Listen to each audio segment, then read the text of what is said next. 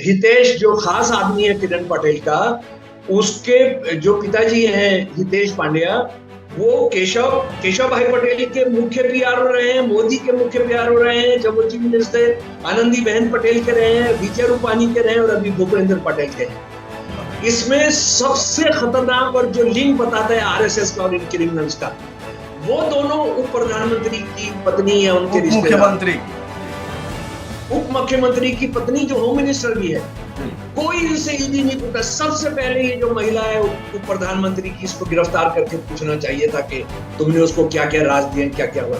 RSS से जुड़े हुए सीधे ये दोनों बंदे गए गुरुजी के पास, गोलवलकर के पास। गोलवलकर ने इनको कहा कि तुम एक आदमी के जहर से परेशान हो गए, मैं तो देखो, मैं तो हजारों का शिव की तरह से जहर पी रहा हूं। गोलवलकर ने इनको कहा कि तुमने उसे एडजस्ट करना चाहिए। ये वो किताब है भाई साहब, मेरे प्यारे सुनने वालों जो आपके, कि जिसमें उन्होंने कहा है कि दीनदयाल उपाध्याय जी की हत्या किसी कम्युनिस्ट ने, किसी चोर ने नहीं की थी, अटल बिहारी वाजपेयी और नाना देशमुख और देवरस ने कराई थी। ये इस किताब के अंदर, ये इस किताब के अंदर है, ये इस किताब के अंदर। नमस्कार दोस्तों, मैं अजय प्रकाश और आप देख रहे हैं जनरल ज्वार। इन दिनों दोस्तों एक सवाल उठ रहा है भारतीय राजनीति में कि जब जब फ्रॉड पकड़े जा रहे हैं तो सारे फ्रॉड्स का रिश्ता भारतीय जनता पार्टी यानी भाजपा से क्यों जुड़ता जा रहा है।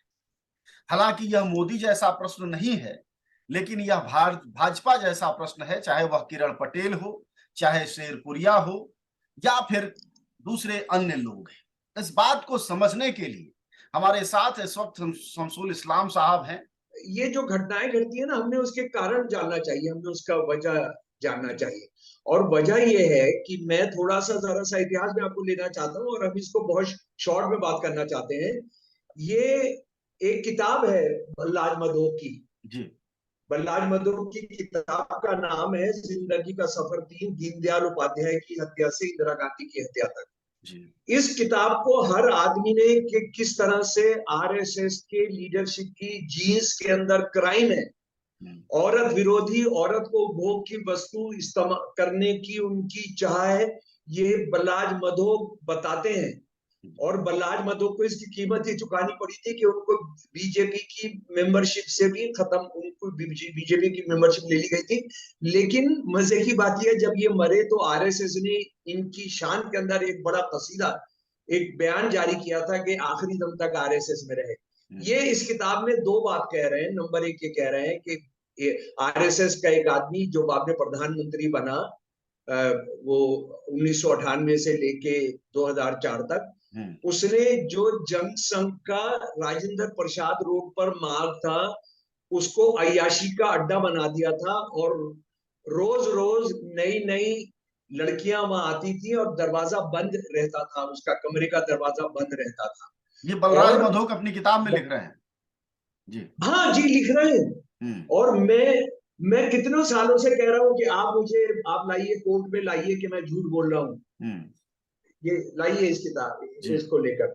और दूसरी बात सुन लीजिए, इन्होंने परेशान होकर गोलवलकर से कहा कि ये शायद उस वक्त जंग संघ के अध्यक्ष थे या क्या थे, मैं अभी एकदम पूरा याद नहीं रख पा रहा हूँ। तो क्योंकि गंद की इतनी दास्तानें हैं, किस किस का क्या क्या याद रखूं भाई। तो ये गए गुरुजी के पास, गोलवलकर के पास। गोलवलकर ने इनको कहा कि तुम एक आदमी के जहर से परेशान हो गए, मैं तो देखो, मैं तो हजारों का शिव की तरह से जहर पी रहा हूं। गोलवलकर ने इनको कहा कि तुमने उसे एडजस्ट करना चाहिए। ये वो किताब है भाई साहब, मेरे प्यारे सुनने वालों जो आके, कि जिसमें उन्होंने कहा है कि दीनदयाल उपाध्याय जी की हत्या किसी कम्युनिस्ट ने, किसी चोर ने नहीं की थी, अटल बिहारी वाजपेयी और नाना देशमुख और देवरस ने कराई थी। ये इस किताब के अंदर, ये इस किताब के अंदर है भाई जान, ये इस किताब के अंदर है, ये समझ लीजिए। उसके बाद मैं एक और आपको बताना चाहता हूं कि किस तरह से क्राइम, झूठ बोलना, गुंडागर्दी करना, औरतों को भोग की वस्तु मानना, वो कैसे आरएसएस की जीन में है।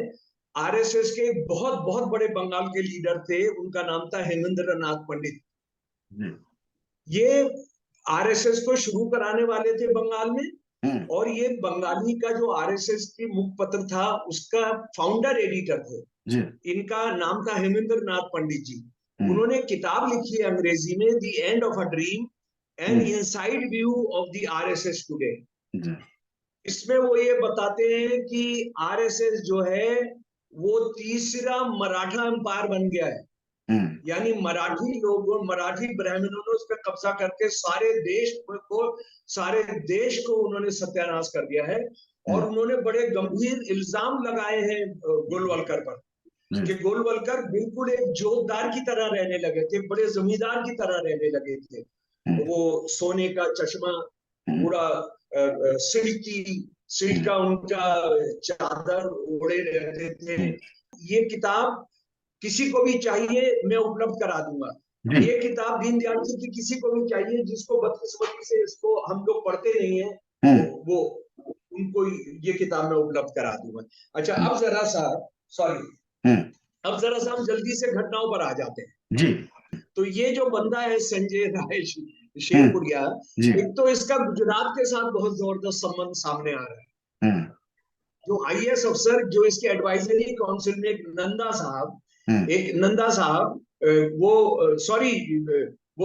कुशगरा शर्मा साहब, वो सीनियर रिटायर्ड गुजरात कैडर के आईपीएस हैं।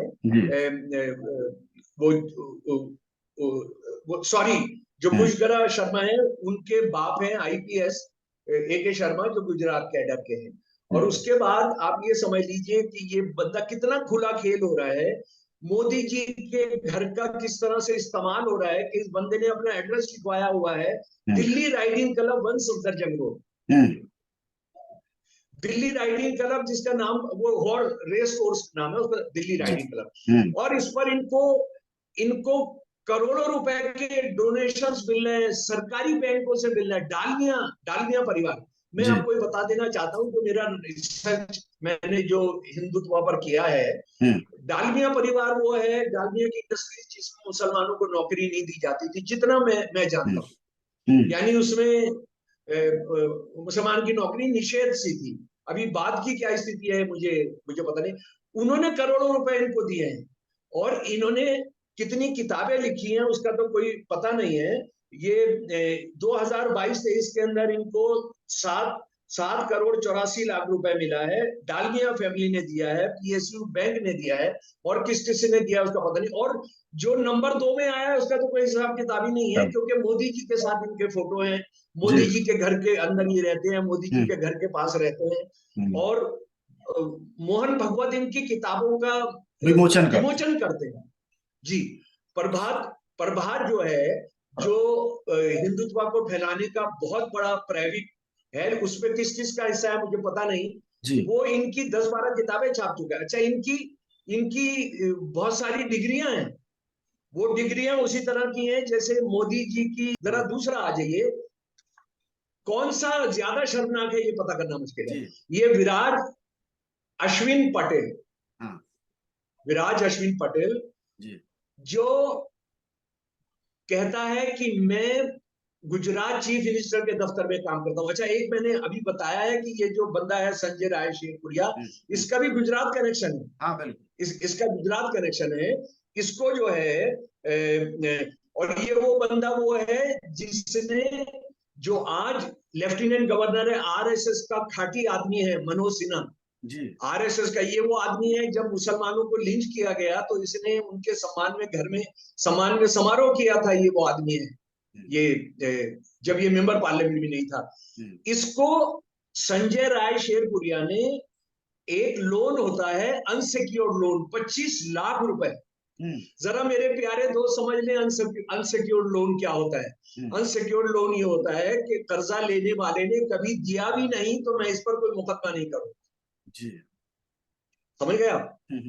ये दान होता है जी। ये आरएसएस का एक आदमी जो आज इस देश में प्रजातंत्र और ह्यूमन राइट्स के हनन करने की जिम्मेदारी जिसको दी गई है जम्मू कश्मीर में, तो जाहिर तौर पर ये लोन भी एक तरह का जी ये लोन जो है वो एक तरह का फेवर ही था, लोन तो था नहीं मनोज सिन्हा का। नहीं, मजे की बात है, अनसिक्योर्ड लोन, यानी ये रिश्वत है। बिल्कुल। ये कुछ काम कराने की कीमत है।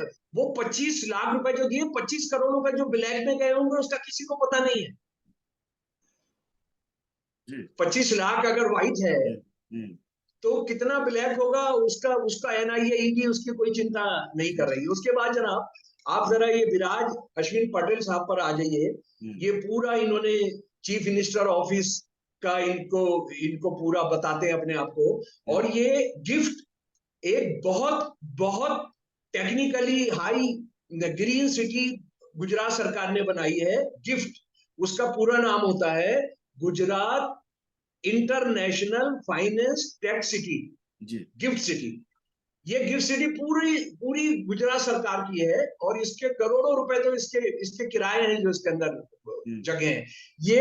ये कितनी जगह में फैली हुई है, आप समझ लीजिए गांधीनगर में 15.5 किलोमीटर में फैली हुई है।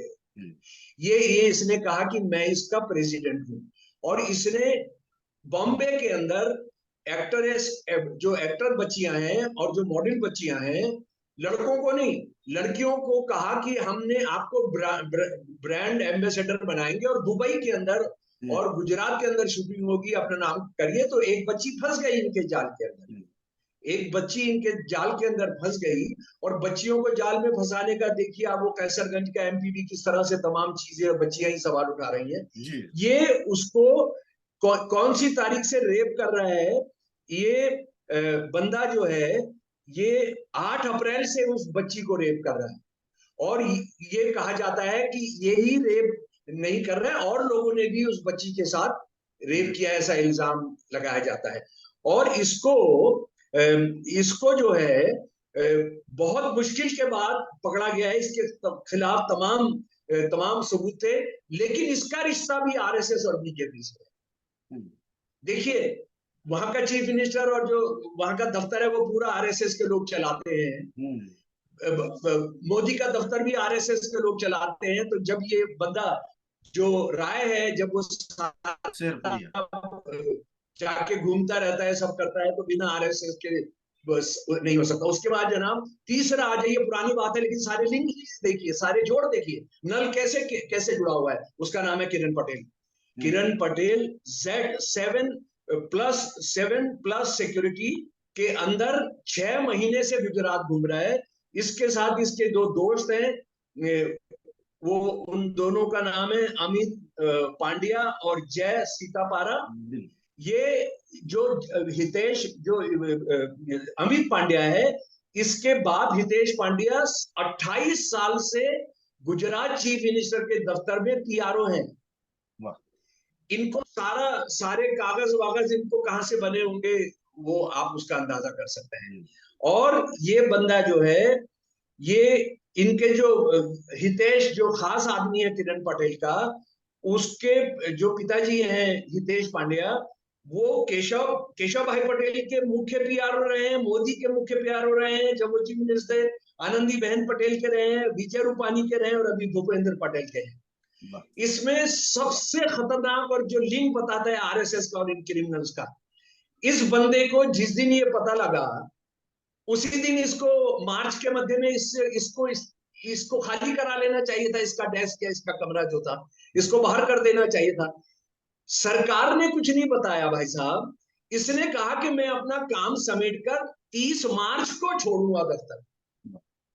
क्या बात है, क्या बात है जनाब। जो भारत की सुरक्षा के साथ खतरा पैदा कर रहा हो जो बंदा, इनका बेटा मिलकर, और वो कितना बड़ा किरण पटेल क्रिमिनल है वो हम नहीं कह रहे हैं, गुजरात सरकार कह रही है, महाराष्ट्र सरकार कह रही है कि उसके खिलाफ बहुत सारे जुर्म हैं, इसके खिलाफ बहुत सारे पुराने केस हैं, लाखों करोड़ों रुपए का गबन है।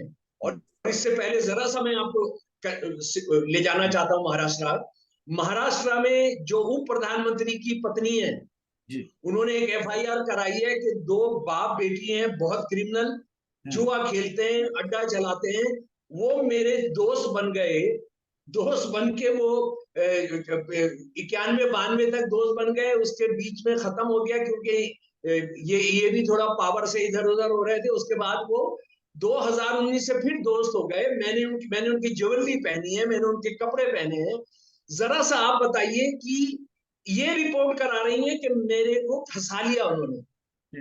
जैसे वो दोनों उप प्रधानमंत्री की पत्नी है, उनके उप रिश्तेदार, मुख्यमंत्री की जी, उप मुख्यमंत्री की पत्नी जो होम मिनिस्टर भी है, जी। कोई इनसे ईडी नहीं पूछा। सबसे पहले ये जो महिला है उप प्रधानमंत्री की, इसको गिरफ्तार करके पूछना चाहिए था कि तुमने उसको क्या क्या राज दिए, क्या क्या हुआ। आरएसएस से जुड़े हुए हैं सीधे ये दोनों बंदे।